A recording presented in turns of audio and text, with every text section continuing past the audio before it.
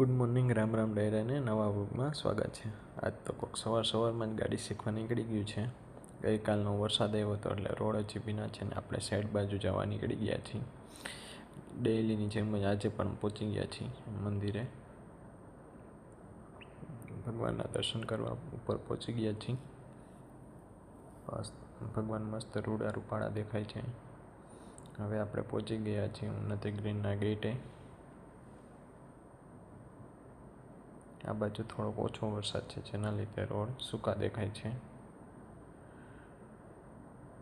સુમિત આવી ગયો છે, રેપિડો બુક કરી હતી એટલે એ ભાઈને કંઈક વાત કરી રહ્યો છે। સુરેશ સવારમાં જ લિફ્ટ ચાલુ કરી રહ્યો છે, પહેલા માળે ગ્રીટ નાખવા માટે। ગ્રીટ ભરેલી છે ટ્રોલીમાં એટલે બે હવે પડતી ખોલશે ઉપર જઈને। બંને પડદી ખોલવાનું ચાલુ કરી દીધું છે। એ બેને આજે સેન્ટરિંગવાળા બનાવી દીધા। ડેઈલી કોકનો વારો આવી જ જાય છે સેન્ટરિંગવાળું બનવામાં। ઉપર સુમિત જરી ચાંદવાનું ચાલુ કરી દીધું છે, આજે એનું એ કામ એ છે, બધી જરી જે છે એ ચાંદવાની। જરી ચાંદતા પહેલાં પાણી મારવું ખૂબ જરૂરી છે જેથી કરીને માલમાં ભેજ જળવાઈ રહે અને વ્યવસ્થિત પાકી જાય। હવે રિયલ બંગલોમાં પહોંચી ગયા છીએ, જ્યાં રસો વ્યવસ્થિત વીંટાતો નહોતો અને એનો બોલ્ટ નીકળી ગયો હતો, જેથી કરીને લિફ્ટવાળા બાપુજીને બોલાવ્યા હતા એ કરવા માટે। વળી પાછો એ રસો હતો એ વધ્યો હતો એ વળી પાછો કાઢ્યો, જેથી કરીને વ્યવસ્થિત વીંટાવા લાગે લિફ્ટમાં રસો। ઉપર આટી વળી ગઈ હતી, હવે આખું ખુલી ગયું છે ને હવે પાછા વીંટી રહ્યા છે।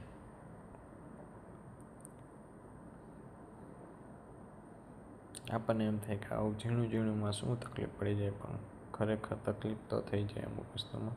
હવે આપણે પહોંચી ગયા છીએ એસ્ટોનવાળી સાઈડ, જ્યાં પહોંચીએ એ ભેગો જ વરસાદ ચાલુ થઈ ગયો છે। સારો એવો વરસાદ આવી ગયો હતો અને આ ઠીંગો ખીલાડી મૂછું કપી નાખ્યું ને હવે મૂછુંને તાવ દે। વળી પાછા 2 વાગે આવ્યા તો પણ વળી વરસાદ ચાલુ થઈ ગયો। વરસાદ આવી રહ્યો છે ને કામ આજે આપણે બંધ રાખ્યું છે અહીંયા, કારણ કે બરાબરનું કામ છે। સુમિતે આ બધી જરી ચાંદી દીધી છે વ્યવસ્થિત રીતે।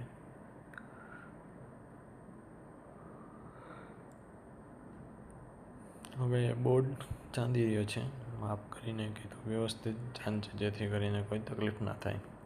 હવે નીચે આપણે ગયા તો લાદીનું મશીન કટિંગ માટેનું ચાલુ થઈ ગયું છે, લાદી કટિંગ કરી રહ્યા છે। અત્યારે તો સીલ પારાપેટના સીલની કટિંગ ચાલુ છે, ફ્રેમ ને બારીની ફ્રેમ, ડોરની ફ્રેમ ને બધી કટિંગ ચાલુ છે। મોટું મશીન હોય તો ફાયદો એ થાય કે વ્યવસ્થિત કટ થાય, પ્રોપર વ્યવસ્થિત મજા આવે।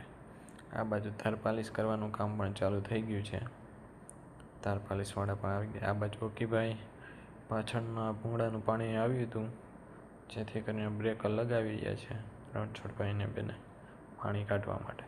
આ બાજુ સુમિતે 2 થર લગાવવાનું કીધું તો એ લગાવી દીધા છે, પણ બાથરૂમમાં હજી જરી ચાંદવાની બાકી રહી ગઈ છે। બીજી બાજુ અત્યારે 2 થર લગાવી રહ્યા છે, ભૂલી ન જાય એટલા માટેથી। Thank you for watching my video.